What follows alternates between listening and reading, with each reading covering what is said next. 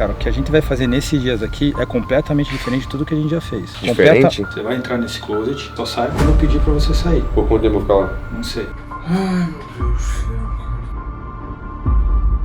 Eu preciso que você vá num lugar, eu vou te passar o endereço pelo teu celular, tá? Que você vai conversar com uma pessoa. E aí, moleque? Como é que tá essa cabeça aí? Caraca.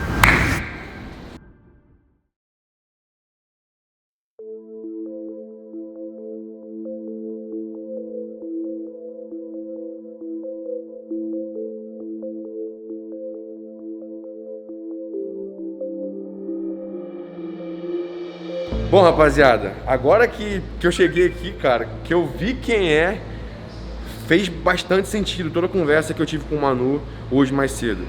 E, cara, se você não sabe quem é, mano, eu lhes apresento Eduardo Corrêa, cara. Eduardo Corrêa. Meu brother. Ah, meu parceiro, grande Eduardo Corrêa. Cara, já tô sabendo de tudo que aconteceu. Tô aqui pra te ajudar, te dar o meu conselho. Nesses últimos 6 anos, cara, eu passei por muita coisa na minha vida pessoal e na minha carreira como atleta profissional. E o que eu posso te garantir, cara, é que a gente nunca pode perder a esperança.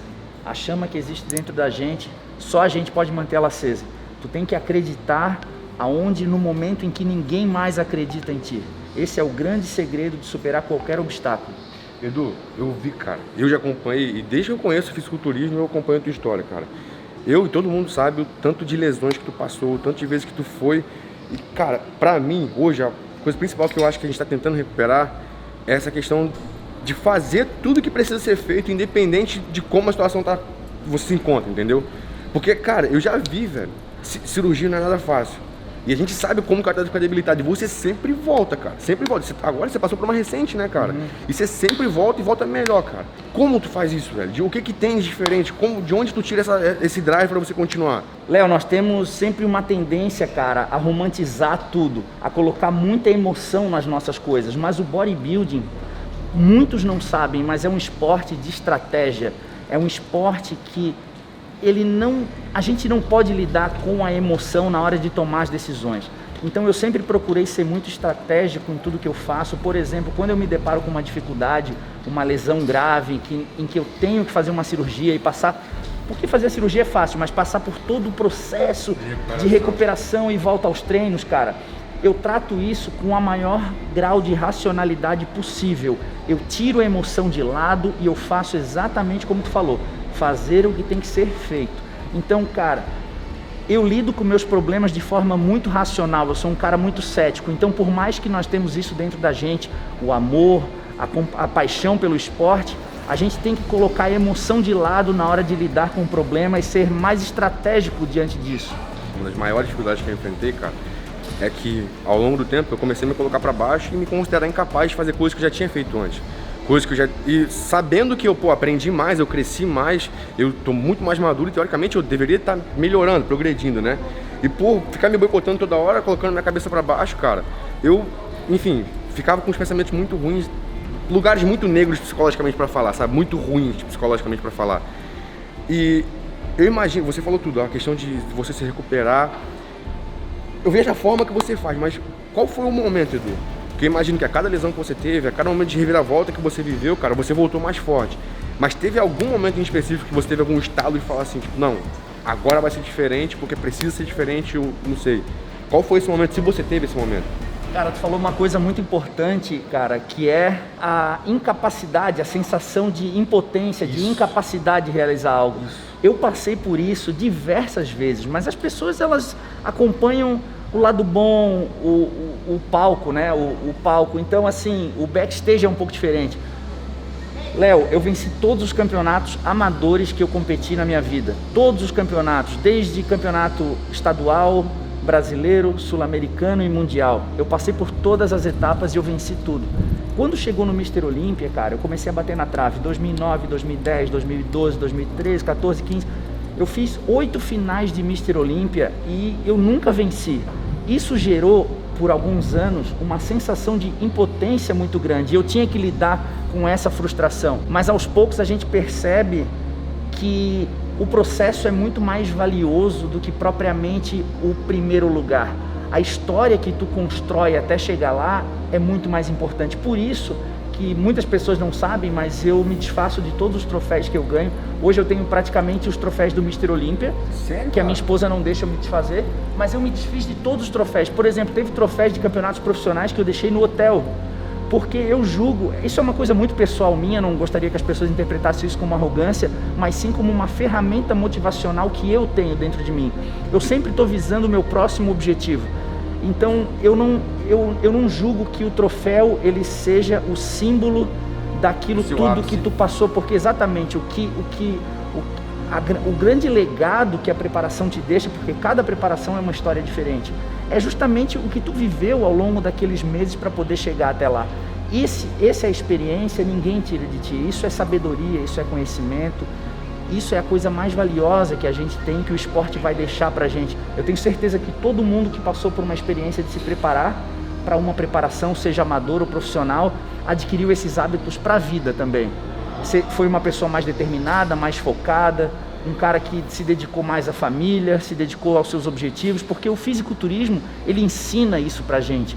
Então não existiu um momento em que eu virei a chave, mas sim... Eu comecei principalmente nesses últimos anos, onde eu passei por mais dificuldade, eu passei por mais períodos em casa, sem poder treinar. Foi aí que eu comecei a olhar para trás, porque até então eu só olhava para frente, qual é o próximo, qual é o próximo? E a minha vida sempre foi o Mr. Olímpio como prioridade. De repente, quando tu se vê numa situação parado, em casa, no sofá, com uma tipóia, tu começa a pensar, poxa, peraí, o que eu já fiz? Tudo que eu já realizei. E é muito engraçado, porque essa semana me fizeram uma pergunta, perguntando se eu tenho ainda esse sentimento de impotência ou de frustração, porque eu não conquistei o Mr. Olímpia. 2014 eu fiquei em segundo lugar, eu poderia ter vencido, se eu fico triste por isso. Cara, na hora que me perguntaram isso, a resposta foi muito engraçado, porque essa resposta ela se desenvolveu dentro de mim, assim, foi uma coisa muito engraçada, porque é claro que não. Eu não me sinto frustrado de maneira alguma, porque a minha história foi muito vitoriosa. Eu olho para trás, eu fiz 8 finais de Mr. Olímpia, eu me dediquei ao máximo em todas elas. Algumas não era nem para eu estar em cima do palco, como 2013, onde eu rompi meu tríceps 10 dias antes da competição. Competi com o braço roxo, passei uma tinta para tampar aquele edema, para os árbitros não verem. Então, assim, eu fui fantástico, eu tenho muito orgulho da minha trajetória. Hoje, eu não sei, não é algo que eu viso o título de Mr. Olímpia como prioridade máxima na minha vida, como era antigamente. Eu estou prestes a fazer 40 anos, então o sonho de me tornar pai já começa a ficar um pouco mais evidente, né? As coisas vão mudando, então, mas isso não apaga o amor pelo processo. Isso não me faz com que eu não treine, com que eu não me dedique 100% em todas as minhas atividades. Isso é a prova de que tu é o verdadeiro bodybuilding. Tu não treina simplesmente por 1 minuto em cima do palco. Tu treina por uma vida, por um processo que vai te levar a uma evolução muito maior do que o próprio título. Cara, isso tudo que você falou, eu tento, na verdade, lidar com essa questão de depressão há um bom tempo, né? E muita gente não entende que a DP, quando o cara entra, não é que o cara só tá triste e tudo mais, é que ele perde de enxergar propósito nas coisas. E esse aí foi onde mais me doeu, cara. Porque eu literalmente eu parei de enxergar o propósito, eu comecei a duvidar de mim. E comecei até as coisas que eu já tinha feito, quando eu parava pra pensar, eu começava a botar defeito, sabe? Me puxar pra baixo. E aí foi onde eu me encontrei num lugar, cara, onde eu falei, pô, velho, eu acho que eu não consigo mais, entendeu? Onde foi, eu chamei o Manu. Falei, Manu, cara, eu não sei se isso é mais pra mim, cara. Parece que eu não sou. E, tipo, eu quero dar esse próximo passo, eu quero tentar, eu quero buscar. Só que, velho, parece que não sou eu mais. E ele falou, cara, tu tá errado demais no que você tá falando, velho. Vem pra cá, a gente vai passar por umas etapas aqui. E assim que você chegar, você vai enxergar, cara, que não é bem isso. Pô, velho, tudo que você falou aqui pra mim, cara, valeu ouro pra caramba, velho. 2016 foi meu último Olímpia, antes de ter passado por todas essas cirurgias que eu passei. Só no cotovelo direito foram 3, em menos de 2 anos. Então tu imagina. Tá, tu teve que dar um reset várias e várias vezes. Se tu me perguntasse, naquela época, da mesma forma com que tu se pergunta hoje se é possível, talvez, honestamente, a resposta seja não, acho que não é possível. Mas, cara, a gente tem que entender que isso é comum, isso é normal. Esse sentimento de impotência é normal, tá tudo bem. A gente não precisa se culpar por sentir isso, porque esse sentimento, ele tem que ser digerido de alguma forma, porque é a maneira com que tu lida com esse sentimento é que vai fazer com que tu seja um cara bem-sucedido no futuro próximo. Por exemplo, quando eu resolvi voltar em 2019, eu procurei um amigo meu, psicoterapeuta, para fazer um trabalho de terapia, porque eu não tinha a mínima confiança se eu ainda era capaz de poder ser o Eduardo Corrêa que eu era. Sim. Eu olhava as fotos e eu falava, cara, eu nunca mais vou conseguir ser esse cara confiante, feliz em cima do palco. Só que a gente está comparando uma situação momentânea com aquilo que a gente está sentindo no momento. Só que eu percebi que esse sentimento de confiança, resgatar a própria confiança, isso é um processo que ia acontecendo da mesma forma com que tu treina os teus músculos. Então eu comecei a fazer um trabalho com esse cara. Primeiro eu tracei um perfil psicológico, o meu perfil psicológico, para tentar conhecer um pouco mais quem é o Eduardo. Se o Eduardo é um cara introspectivo, se o Eduardo é um cara extrovertido, se eu sou, como que eu lido com as minhas emoções? Esse foi o primeiro passo. O autoconhecimento é super importante para a gente conseguir entender os nossos sentimentos. A partir do momento que tu entende a causa e o porquê tu sente aquilo, fica mais fácil para tu conseguir agir. Então esse foi o primeiro momento, o autoconhecimento. Depois eu comecei a fazer trabalhos, né, dentro da terapia que me ajudaram muito. Eu nunca tinha feito um trabalho desse tipo, tá? Eu até vou ser bem honesto, eu era um pouco preconceituoso. Eu acredito que tu passou por um problema de depressão, tu deve ter visto muitas pessoas acharem isso, porque as pessoas elas não têm informação suficiente sobre o assunto.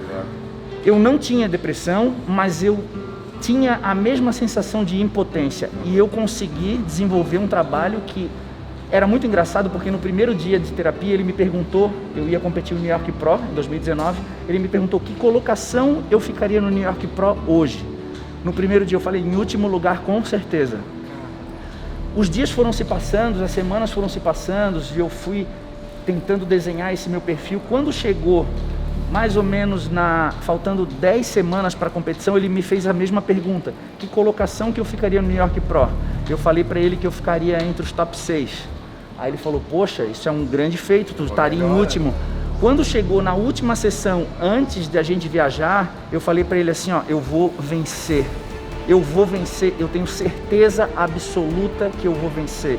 Caraca. Porque eu fiz tudo que eu podia ter feito para conseguir vencer. O que eu quero dizer com tudo isso, Léo, é que é normal tu sentir essa sensação de impotência agora. Tá tudo bem, porque a confiança, ela é construída da mesma forma que o teu físico vai ser construído daqui 20 semanas para a competição ou 30 semanas para a competição. Então, o processo de resgatar a tua autoconfiança vai se desenvolver com o tempo, e à medida que tu começa a ver resultado da dieta, dos treinos, isso também vai aflorando a tua confiança. Então, esse processo é natural, a gente só precisa compreender ele para poder ter o entendimento do que a gente está sentindo. Beleza, Léo, mas a gente já falou muito, cara, eu acho que tu já ouviu o que tu tinha para ouvir, mas eu acho que agora a gente vai ter que agir. Topa dar um treino comigo? Caraca, mais do que aceito. Vambora, treino de quê? Vamos lá? Bora. Treino de costas. Vambora. Vamos lá? Demais. Então, Caraca, vamos lá. presente pra mim. Vambora, rapaziada. Só vamos.